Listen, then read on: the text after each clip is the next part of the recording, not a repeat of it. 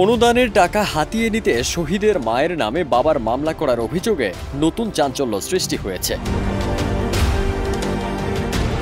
18 বছর বয়সী শহীদ ইমাম হাসান মেহেদী 2023 সালের 19 জুলাই বৈষম্য বিরোধী ছাত্র আন্দোলনে গুলিবিদ্ধ হয়ে মারা যান। তার 6 বছর বয়সে বাবা রিপন মিয়া তাকে ও তার মা কুলসুম বেগমকে ছেড়ে চলে গিয়ে অন্যত্র বিয়ে করেন এবং কখনো তাদের খোঁজ নেননি। মেহেদী তার সৎ বাবা মোহামিন মিয়ার কাছে বড় হয় এবং জীবিত অবস্থায় জাতীয় পরিচয়পত্রে সৎ বাবার নামই দিয়েছিলেন।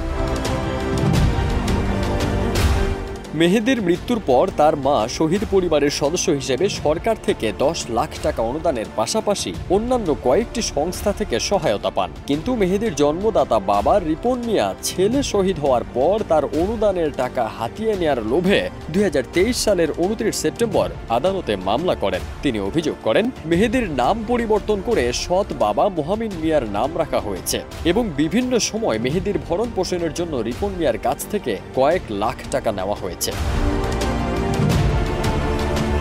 Police bureau of investigation PBI এর তদন্তে বেরিয়ে আসে, মেহেদী জীবিত থাকাকালীন এনআইডিতে সৎ বাবার নাম দিয়েছিলেন এবং মামলায় টাকার আত্মসাতের অভিযোগের কোনো সত্যতা পাওয়া যায়নি।